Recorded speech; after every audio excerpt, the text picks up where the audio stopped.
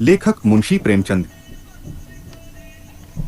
एक झोपड़े के द्वार पर बाप और बेटा दोनों एक बुझे हुए अलाव के सामने चुपचाप बैठे हुए हैं और अंदर बेटे की जवान बीबी बुधिया प्रसव वेदना में पछाड़ खा रही थी।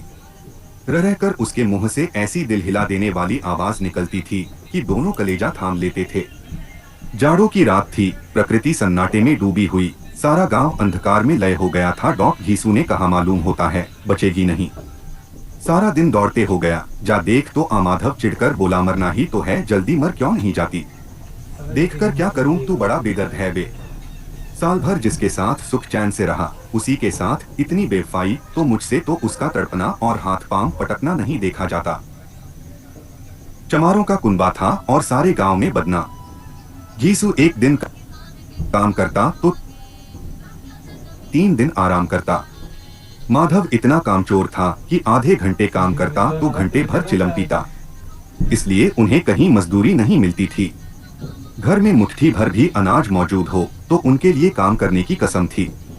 जब 2-4 फाके हो जाते तो घीसू पेड़ पर चढ़कर लकड़ियां तोड़ लाता और माधव बाजार से बेच लाता, और जब तक वह पैसे रहते दोनों इधर उधर मारे मारे फिरते। गांव में काम की कमी न थी। किसानों का गांव था, मेहनती आदमी के लिए 50 काम थे, मगर इन दोनों को उसी वक्त बुलाते जब 2 आदमियों से एक का काम पाकर भी संतोष कर लेने के सिवा और कोई चारा न होता। अगर दोनों साधु होते तो उन्हें संतोष और धैर्य के लिए संयम और नियम की बिल्कुल जरूरत न होती। यह तो इनकी प्रकृति थी। विचित्र जीवन था इनका। घर में मिट्टी के 2-4 बर्तन के सिवा कोई संपत्ति नहीं। फटे चीथड़ों से अपनी नग्नता को ढाके हुए जिए जाते थे। संसार की चिंताओं से मुक्त कर से लदे हुए। गालियां भी खाते, मार भी खाते, मगर कोई गम नहीं। दीन इतने की वसूली की बिल्कुल आशा न रहने पर भी लोग इन्हें कुछन कुछ कर्ज दे देते थे। मटर आलू की फसल में दूसरों के खेतों से मटर या आलू उखाड़ लाते और भून भान कर खा लेते, या 10-5 ऊख उखाड़ लाते और रात को चूसते। घीसू ने इसी आकाशवृत्ति से 60 साल की उम्र काट दी और माधव भी सपूत बेटे की तरह बाप ही के पदचिह्नों पर चल रहा था, बल्कि उसका नाम और भी उजागर कर रहा था। इस वक्त भी दोनों अलाव के सामने बैठकर आलू भून रहे थे, जो कि किसी खेत से खोद लाए थे। घीसू की स्त्री का तो बहुत दिन हुए देहांत हो गया था। माधव का ब्याह पिछले साल हुआ था। जब से यह औरत आई थी, उसने इस खानदान में व्यवस्था की नींव डाली थी और इन दोनों बेगैरतों का दोजख भरती रहती थी। जब से वह आई, यह दोनों और भी आरामतलब हो गए थे, बल्कि कुछ अकड़ने भी लगे थे। कोई कार्य करने को बुलाता तो निब्रियाज भाव से दुगुनी मजदूरी मांगते। वही औरत आज प्रसव वेदना से मर रही थी और यह दोनों इसी इंतजार में थे कि वह मर जाए तो आराम से सोए। घीसू ने आलू निकालकर छीलते हुए कहा, जाकर देख तो क्या दशा है उसकी। चुड़ैल का फिसाद होगा और क्या। यहाँ तो ओझा भी 1 रुपया मांगता है। माधव को भय था कि वह कोठरी में गया तो घीसू आलूओं का बड़ा भाग साफ कर देगा। बोला, मुझे वहाँ जाते डर लगता है। डर के साथ का है, मैं तो यहाँ हूँ ही, तो तुम ही जाकर देखो ना। मेरी औरत जब मरी थी तो मैं 3 दिन तक उसके पास से हिला तक नहीं, और फिर मुझसे लजाएगी कि नहीं। जिसका कभी मुँह नहीं देखा, आज उसका उघड़ा हुआ बदन देखूं। उसे तन की सुध भी तो न होगी। मुझे देख लेगी तो खुलकर हाथ पांव भी न पटक सकेगी। मैं सोचता हूँ कोई बाल बच्चा हुआ तो क्या होगा। सोंठ, गुड़, तेल कुछ भी तो नहीं है घर में, सब कुछ आ जाएगा। भगवान दे तो।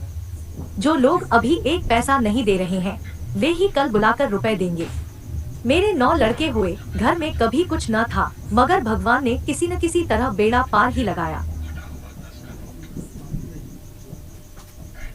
जिस समाज में रात दिन मेहनत करने वालों की हालत उनकी हालत से कुछ बहुत अच्छी न थी, और किसानों के मुकाबले में वे लोग जो किसानों की दुर्बलताओं से लाभ उठाना जानते थे, कहीं ज्यादा संपन्न थे, वहाँ इस तरह की मनोवृत्ति का पैदा हो जाना कोई अचरज की बात न थी। हम तो कहेंगे घीसू किसानों से कहीं ज्यादा विचारवान था और किसानों के विचार शून्य समूह में शामिल होने के बदले बैठकबाजों की कुत्सित मंडली में जा मिला था। हाँ, उसमें यह शक्ति न थी कि बैठकबाजों के नियम और नीति का पालन करता। इसलिए जहाँ उसकी मंडली के और लोग गांव के सरगना और मुखिया बने हुए थे, उस पर सारा गांव उंगली उठाता था। फिर भी उसे यह तस्कीन तो थी ही कि अगर वह फतेहाल है तो कम से कम उसे किसानों की सी जीतोड़ मेहनत तो नहीं करनी पड़ती, और उसकी सरलता और निरीहता से दूसरे लोग बेजा फायदा तो नहीं उठाते। दोनों आलू निकाल निकाल कर जलते जलते खाने लगे। कल से कुछ नहीं खाया था, इतना सब्र न था कि ठंडा हो जाने दे। कई बार दोनों की जबानें जल गई।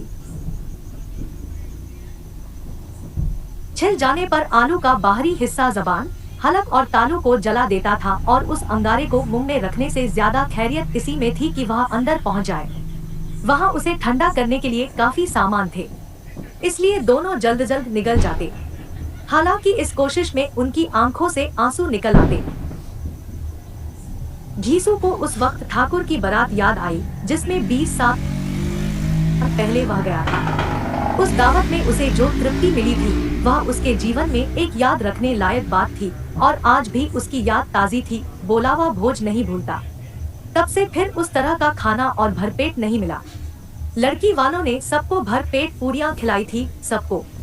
छोटे बड़े सबने पूरियां खाई और असली घी की चटनी, रायता, 3 तरह के सूखे साग, एक रसेदार तरकारी, दही, चटनी, मिठाई। अब क्या बताऊं कि उस भोज में क्या स्वाद मिला। कोई रोक टोक नहीं थी, जो चीज चाहो मांगो, जितना चाहो खाओ। लोगों ने ऐसा खाया कि किसी से पानी न पिया गया। मगर परोसने वाले हैं कि पत्तल में गर्म गोल गोल सुवासित कचौड़ियां डाल देते हैं। मना करते हैं कि नहीं चाहिए, पत्तल पर हाथ रोके हुए हैं, मगर वह है कि दिए जाते हैं। और जब सबने मुंह धो लिया तो पान इलायची भी मिली, मगर मुझे पान लेने की कहाँ सुध थी। खड़ा हुआ न जाता था, चटपट जाकर अपने कंबल पर लेट गया। ऐसा दिलदरिया था वह ठाकुर। माधव ने इन पदार्थों का मन ही मन मजा लेते हुए कहा, अब हमें कोई ऐसा भोज नहीं खिलाता। अब कोई क्या खिलाएगा। वह जमाना दूसरा था। अब तो सबको किफायत सूझती है। शादी ब्याह में मत खर्च करो, क्रियाकर्म में मत खर्च करो। पूछो गरीबों का माल बटोर बटोर कर कहाँ रखोगे। बटोरने में तो कमी नहीं है, हाँ खर्च में किफायत सूझती है।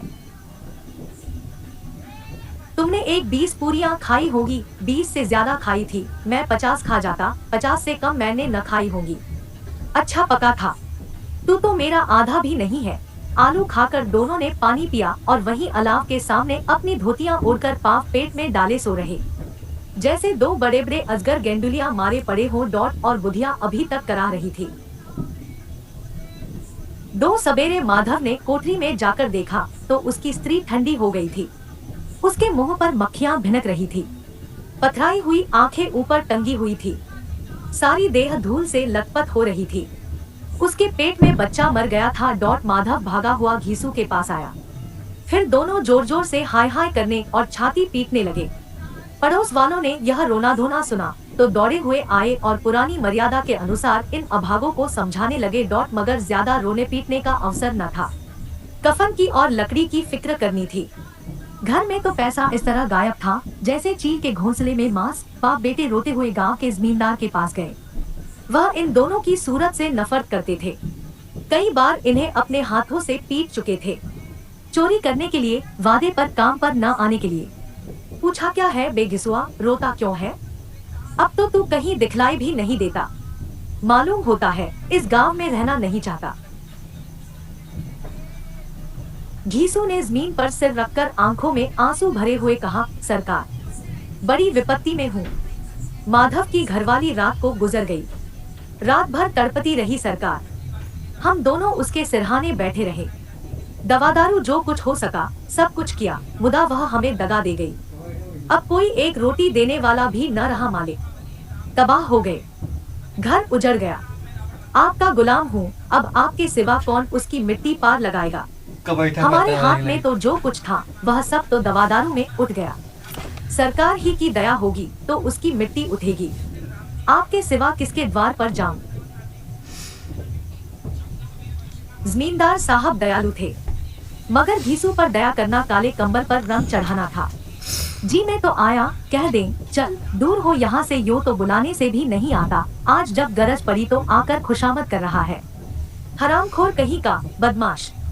लेकिन यह क्रोध या दंड देने का अवसर न था।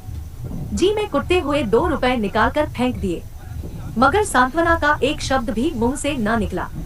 उसकी तरफ ताका तक नहीं, जैसे सिर का बोझ उतारा हो। जब जमींदार का साहस कैसे होगा। घीसू जमींदार के नाम का ढिंढोरा भी पीटना जानता था। किसी ने 2 आने दिए, किसी ने 4 आने। 1 घंटे में घीसू के पास 5 रुपए की अच्छी रकम जमा हो गई।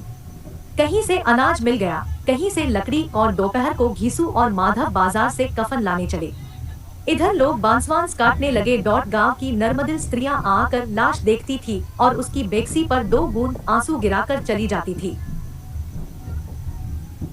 3 बाजार में पहुंचकर घीसू बोला, लकड़ी तो उसे जलाने भर को मिल गई है, क्यों माधव? माधव बोला, हाँ लकड़ी तो बहुत है, अब कफन चाहिए तो चलो कोई हल्का सा कफन ले ले। हाँ और क्या, लाश उठते उठते रात हो जाएगी। रात को कफन कौन देखता है? कैसा बुरा रिवाज है कि जिसे जीते जी तन ढाकने को चीथड़ा भी न मिले, उसे मरने पर नया कफन चाहिए। कफन लाश के साथ जल ही तो जाता है, और क्या रखा रहता है। यही 5 रुपए पहले मिलते तो कुछ दवा दारू कर लेते। दोनों एक दूसरे के मन की बात टाल रहे थे। बाजार में इधर उधर घूमते रहे। कभी इस बजाज की दुकान पर गए, कभी उसकी दुकान पर। तरह तरह के कपड़े, रेशमी और सूती देखे, मगर कुछ जंचा नहीं। यहाँ तक कि शाम हो गई। तब दोनों न जाने किस दैवी प्रेरणा से एक मधुशाला के सामने जा पहुँचे और जैसे किसी पूर्व निश्चित व्यवस्था से अंदर चले गए। वहाँ जरा देर तक दोनों असमंजस में खड़े रहे। फिर घीसू ने गद्दी के सामने जाकर कहा, साहू जी 1 बोतल हमें भी देना। उसके बाद कुछ चिखौना आया, तली हुई मछली आई और दोनों बरामदे में बैठकर शांतिपूर्वक पीने लगे।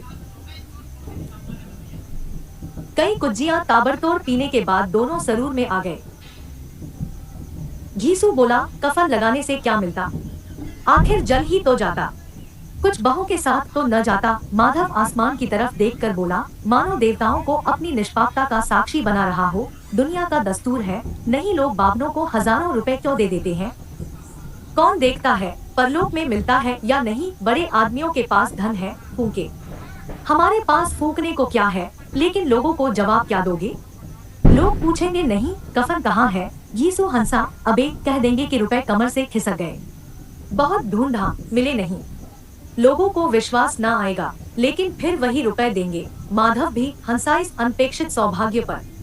बोला, बड़ी अच्छी थी बेचारी, मरी तो खूब खिला पिलाकर आधी बोतल से ज्यादा उड़ गई। घीसू ने 2 सेर पूड़ियां मंगाई, चटनी, अचार, कलेजियां। शराब खाने के सामने ही दुकान थी। माधव लपक कर 2 पत्तलों में सारे सामान ले आया। पूरा 1.5 रुपया खर्च हो गया, सिर्फ थोड़े से पैसे बच रहे। दोनों इस वक्त इस शान में बैठे पूरियां खा रहे थे जैसे जंगल में कोई शेर अपना शिकार उड़ा रहा हो। न जवाबदेही का खौफ था, न बदनामी की फिक्र। इन सब भावनाओं को उन्होंने बहुत पहले ही जीत लिया था। घीसू दार्शनिक भाव से बोला, हमारी आत्मा प्रसन्न हो रही है तो क्या उसे पुण्य न होगा? माधव ने श्रद्धा से सिर झुकाकर तस्दीक की, जरूर से जरूर होगा। भगवान तुम अंतर्यामी हो, उसे बैकुंठ ले जाना। हम दोनों हृदय से आशीर्वाद दे रहे हैं। आज जो भोजन मिला वह कभी उम्र भर न मिला था। एक क्षण के बाद माधव के मन में एक शंका जागी। बोला, क्यों दादा, हम लोग भी इतने दिन वहाँ जाएंगे ही? घीसू ने इस भोले भाले सवाल का कुछ उत्तर न दिया। वह परलोक की बातें सोचकर इस आनंद में बाधा न डालना चाहता था। जो वहाँ हम लोगों से पूछे कि तुमने हमें कफन क्यों नहीं दिया तो क्या कहोगे? कहेंगे तुम्हारा सिर। पूछेगी तो जरूर, तू कैसे जानता है कि उसे कफन न मिलेगा? तू मुझे ऐसा गधा समझता है? 60 साल क्या दुनिया में घास खोदता रहा हूँ? उसको कफन मिलेगा और बहुत अच्छा मिलेगा। माधव को विश्वास न आया। बोला, कौन देगा? रुपए तो तुमने चट कर दिए, वह तो मुझसे पूछेगी। उसकी मांग में तो सिंदूर मैंने डाला था। कौन देगा? बताते क्यों नहीं? वही लोग देंगे जिन्होंने अब की दिया। हाँ, अब की रुपए हमारे हाथ न आएंगे। जो अंधेरा बढ़ता था और सितारों की चमक तेज होती थी, मधुशाला की रौनक भी बढ़ती जाती थी। कोई गाता था, कोई डींग मारता था, कोई अपने संगी के गले लिपटा जाता था, कोई अपने दोस्त के मुंह में कुल्हड़ लगाए देता था। वहाँ के वातावरण में सरूर था, हवा में नशा। कितने तो यहाँ आकर एक चुल्लू में मस्त हो जाते थे। शराब से ज्यादा यहाँ की हवा उन पर नशा करती थी। जीवन की बाधाएं यहाँ खींच लाती थी और कुछ देर के लिए यह भूल जाते थे कि वे जीते हैं या मरते हैं, या न जीते हैं न मरते हैं। और यह दोनों बाप बेटे अब भी मजे ले लेकर चुस्कियां ले रहे थे। सबकी निगाहें इनकी ओर जमी हुई थी। दोनों कितने भाग्य के बली हैं। पूरी बोतल बीच में है। भरपेट खाकर माधव ने बची हुई पूरियों का पत्तल उठाकर एक भिखारी को दे दिया, जो खड़ा इनकी ओर भूखी आंखों से देख रहा था और देने के गौरव, आनंद और उल्लास का अपने जीवन में पहली बार अनुभव किया। घीसू ने कहा, ले जा, खूब खा और आशीर्वाद दे। जिसकी कमाई है वह तो मर गई, मगर तेरा आशीर्वाद उसे जरूर पहुँचेगा। रोए से आशीर्वाद दो, बड़ी गाढ़ी कमाई के पैसे हैं। माधव ने फिर आसमान की तरफ देखकर कहा, वह बैकुंठ में जाएगी दादा, बैकुंठ की रानी बनेगी। घीसू खड़ा हो गया और जैसे उल्लास की लहरों में तैरता हुआ बोला, हाँ बेटा, बैकुंठ में जाएगी। किसी को सताया नहीं, किसी को दबाया नहीं, मरते मरते हमारी जिंदगी की सबसे बड़ी लालसा पूरी कर गई। वह न बैकुंठ जाएगी तो क्या ये मोटे मोटे लोग जाएंगे, जो गरीबों को दोनों हाथों से लूटते हैं और अपने पाप को धोने के लिए गंगा में नहाते हैं और मंदिरों में जल चढ़ाते हैं। श्रद्धालुता का यह रंग तुरंत ही बदल गया। अस्थिरता नशे की खासियत है। दुख और निराशा का दौरा हुआ। माधव बोला, मगर दादा, बेचारी ने जिंदगी में बड़ा दुख भोगा। कितना दुख झेल कर मरी। वह आंखों पर हाथ रखकर रोने लगा। चीखें मार मार कर घीसू ने समझाया, क्यों रोता है बेटा, खुश हो कि वह मायाजाल से मुक्त हो गई, जंजाल से छूट गई। बड़ी भाग्यवान थी जो इतनी जल्द मायामों के बंधन तोड़ दिए। और दोनों खड़े होकर गाने लगे, गिनी क्यों नैना झमकावे।